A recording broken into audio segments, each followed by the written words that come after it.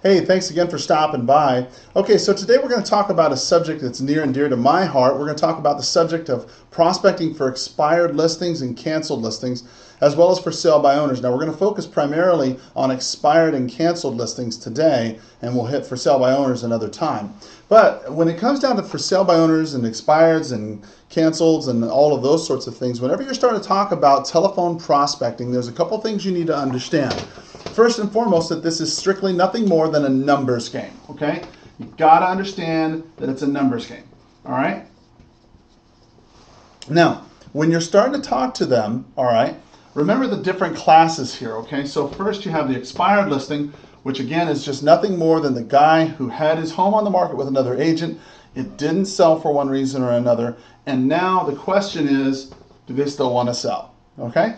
With a canceled listing, okay, it's the same process with the exception that in their case, their listing, okay, didn't expire, okay, it just got canceled, okay, somebody got fired. All right, those people you can go after.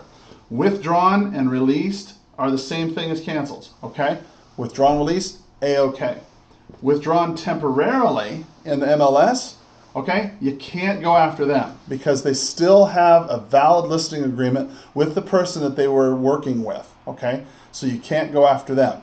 So the question is, how do you find them? All right, well, on your multiple listing service, okay, here on Rapatoni, if you go on to the section called My Hot Sheet, it'll be under the search functions, and you see where it says daily functions, I think is what it says. It said search, the daily functions, it'll say run 24-hour hot sheet, okay? The 24-hour hot sheet is what you're looking for. 24-hour hot sheet. On there, you click on the area that you're wanting to work, okay? And then what it'll do is in the upper left-hand corner, it'll have a drop-down box. It'll start off saying new, and then there'll be a little bitty arrow next to it, okay? When you click that, it'll have like a bunch of different boxes drop down. It'll say like pending. It'll have another one that drops down Kappa. Okay? And next to it, you'll have a particular number assigned to that. Okay? And then it'll also have another one that'll say expireds. Now, this is the number that have actually happened in the last 24 hours. Okay? So when you're taking your mouse and you're hovering over the new bar, this drop-down bar comes up with a bunch of different choices. You drag your mouse down to expire, you click expire, okay? And then out comes a list of all the homes that have expired in the last 24 hours, okay? And the same thing goes for cancels, okay? Or withdrawn permanently, or withdrawn released, or however your local MLS puts it, okay? Now, on those, you go ahead and you can print them out, okay, if that's what you choose to do. This is sort of the old school way to do it. You can go ahead and print those out. Now, the problem is that most agents these days, okay, try to save their client the hassle of having to go through having a bunch of people calling them, okay? So the MLS sheets a lot of times will not display, okay, the owner's name or their number, okay, or anything like that, okay? So the problem is, how do you get their name and number, okay? If you had 10, let's say, out of the multiple listing service that were expired, okay, it would be realistic to expect that only about 3 of them will actually have a valid phone number, okay? Now, the problem comes up is, how do you find out who these people are that own it? Well, you can go, of course, to the tax records. You could go to whitepages.com, okay, to find out who these people are. You could go to reversedirectory.com, reverse directory. All right, any of these sites right here will tell you a phone number or a name if it's available, okay? But how do you handle it when a lot of the properties these days, people have cell phones or so on and so forth?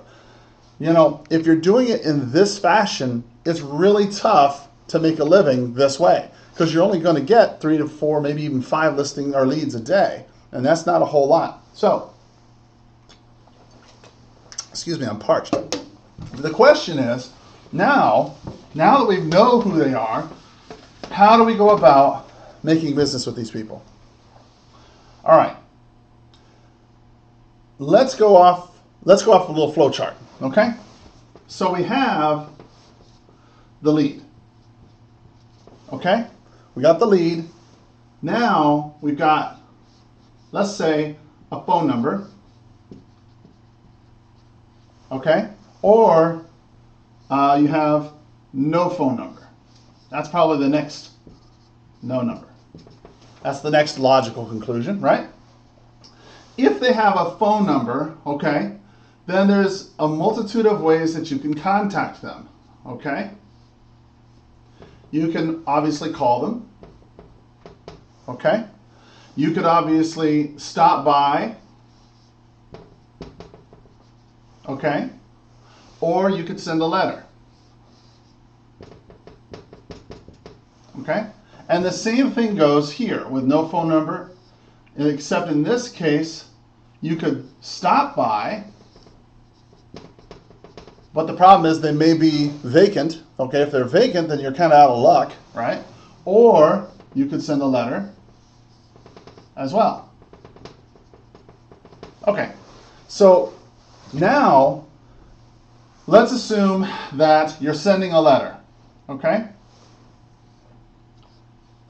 The letter piece you send itself, okay, should probably be something in the line of a postcard, all right? Because it's not something that they have to open up. It's just right there. They pull it out of the mail. They see it. It has to have a lot of good copy on it. There's a lot of sources on the web that you can go to get ad copy for expireds and canceled listings, right? The best I've ever done has been a postcard because it's cheaper. You don't have to expect them to open it up. The postage on them is a lot less. The production cost is a lot less. So that's one way you can do it. Okay, so get ad copy from the internet is a good place to start. You can Google that, just to google.com, all right? You can stop by. Stopping by, okay, if it's somebody who's actually living there and you stop by, okay, then there are a couple things that you're going to want to know, all right? And we'll get into that in just a minute. And with the call, it's the same thing. So you want to know the questions to ask, all right? So here's the way this sort of goes. You got the lead. You found, like we described a minute ago, it either has a phone number or it doesn't. If it doesn't have a phone number, you're going to decide you're either going to send them a letter or you're going to stop by. Or if they do have a phone number, you're going to call them up, or you're going to stop by, or you're going to send them a letter, okay, or a postcard. Now, either way you go, okay, if you're sending them a letter or a postcard, okay, then you've got ad copy that you need to get from the web. That's, there's some ad copy that I've used in the past. I don't generally do it, but there's some good ad copy on the web that you can find, okay? But if you're going to call, which is the fastest way to do it, okay, then there's some very specific questions you need to know, all right? Now,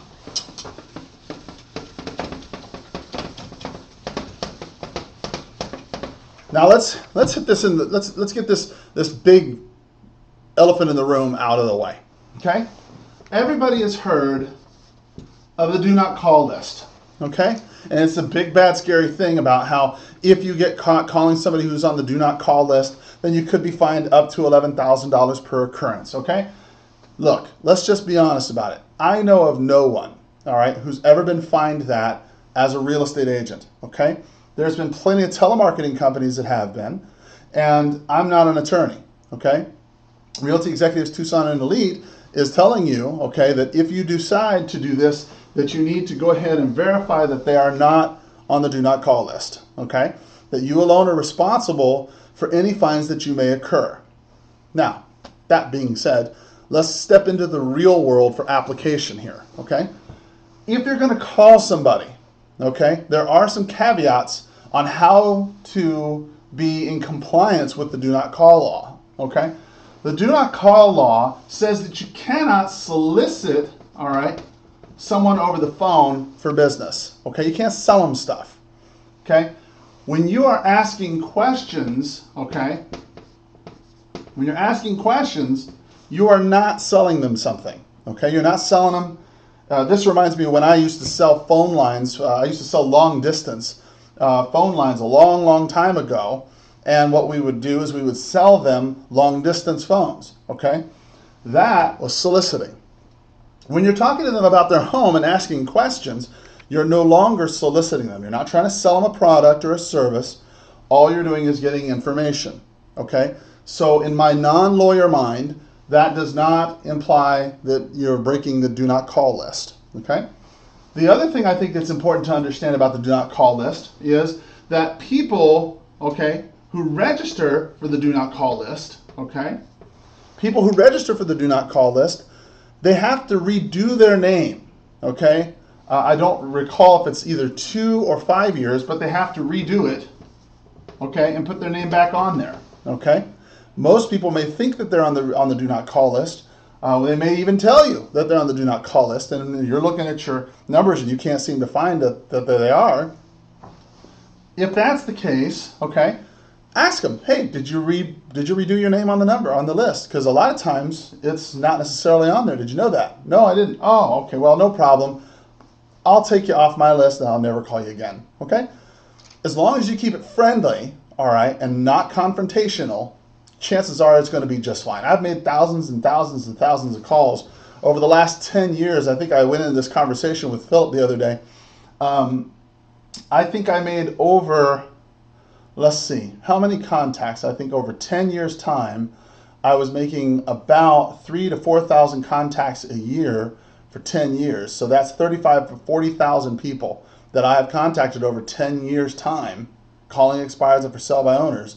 And I have never been charged with any problem, never been cited, never had any nasty grams sent to me from the Attorney General. And the reason why is not because I'm a great guy, it's because, you know, you're personable on the phone. If you're personable on the phone, you'll never have a problem.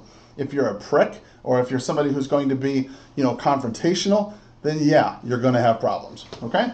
Now, the next thing about the do not call list that you need to understand, okay, is that ideally, you're supposed to be able to call people who are previous customers.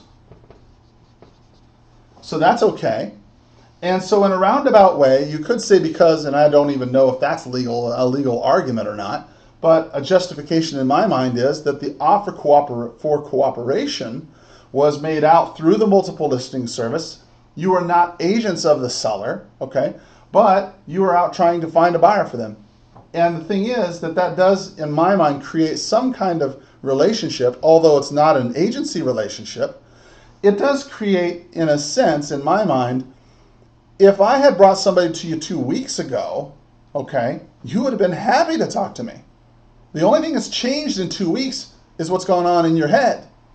So if I can get around that roadblock in your head, then we're cool, okay? So don't be afraid of the do not call list, all right? Do not be afraid of it. The only people that are on the do not call list are real estate agents and mortgage brokers, okay? You don't want to talk to them anyway. All right, so that being said, now let's talk about what to say, okay? When you're talking to the person who is on the phone or in person, either way, there's a couple things you want to know, okay? The first thing you want to know, okay, is their home sold? Is the home sold? Or is it still for sale? Is it still for sale? Okay? You want to know, is the home sold or is it still for sale? Now, you and I both know, if you're looking on the multiple listing service, it came up on the expired listing today as an expired listing, that chances are it's not sold yet. Okay? But the reason why you want to ask that question is because that will allow you to go ahead and open up the conversation in a meaningful way, number one. And number two, okay, it will quickly establish, all right, the relationship that they may have with their other agent. Oh yeah, we just relisted our home. Or, oh, we just got a contract. Or, oh, we just extended our property, you know, on the market. You know, this question will cut through a lot of time, save you a bunch of hassle and aggravation, okay? Hey, by the way, Mr. Jones, I noticed that your home's on the market. Is that home sold or did you already sell it? Oh, no, we just took it off the market. Boom. Now you know what's going on. Yeah, is that home sold, or did you just, is it still for sale? Oh, yeah, we just extended it on the market with our agent. Oh, okay, cool, no problem. Oh, yeah, we just hired a new agent. Oh, we just, we got foreclosed on, okay? That quickly tells you what you need to know about that property, okay? The second thing, okay, that you need to know, okay, is where were they going? Where? Where were you going, all right? Wow, it looks like a great house, you know.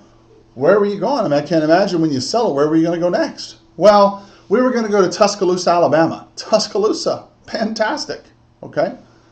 The next thing you want to know is when they needed to be there by, okay? When did you want to be there by?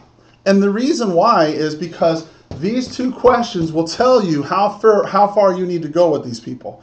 If they're very motivated, okay? As you can see from the previous lessons that we've had, motivation is everything, okay? And if you can see that they need to be in Tuscaloosa, Alabama, all right, and they're getting a job transfer and they need to be there by May, well, then that's a very good prospect for you. If, on the other hand, they had no idea where they were going to go, they weren't sure what they were going to do, and hey, you know, if it sells, it sells, you know, who cares, then at least you have an idea of what priority you should put this person on, okay? So these are the three things you really need to know. Now, the actual delivery of these scripts, okay, you can see as you go through, just go to www.youtube.com/sellmorehomesnow.com or Sell More Homes Now, and you'll see a ton of video on exactly what to say and how to say it, okay? So let me write this out for you, okay? Let me see if it shows up. You want to go www, right? Is it big enough? Woo, that's really big. All right, one more time.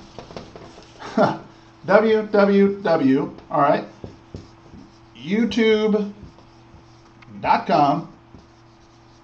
Incidentally, if you got this link from somebody else, or if you're looking at it from another player, you know, you can look in your browser, it's probably there, but if not, youtube.com, then the /, right, Sell More Homes Now.com.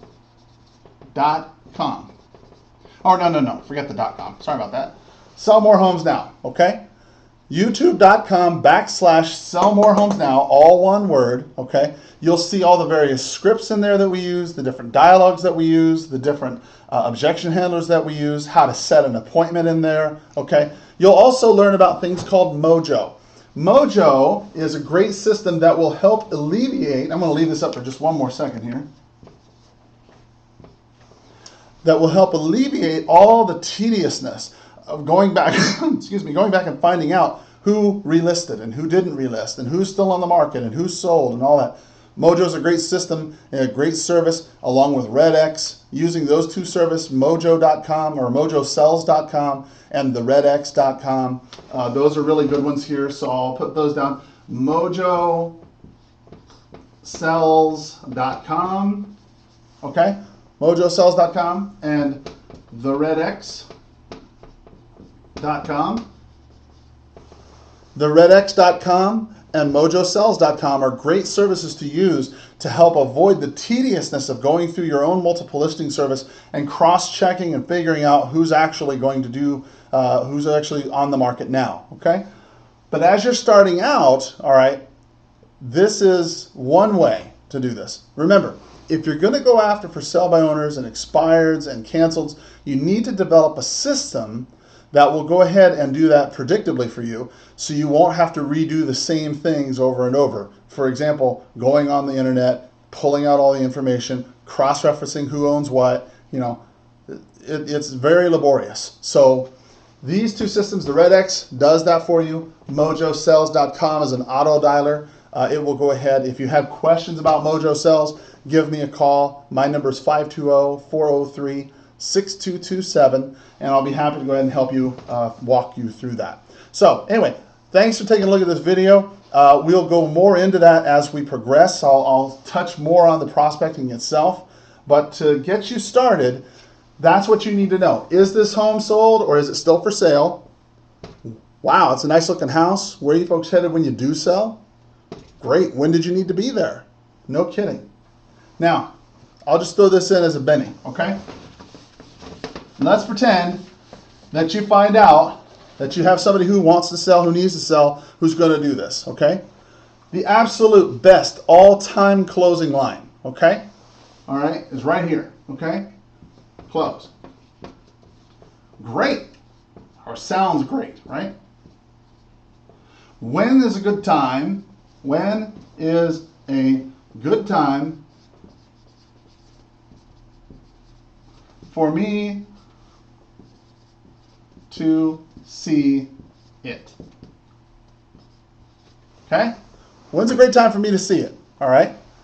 The reason why this is such a good line is because when you're starting out and expires and for sale by owners and canceled, you need to be able to get in their face. You're going to be a lot more efficient when you're in their face, okay?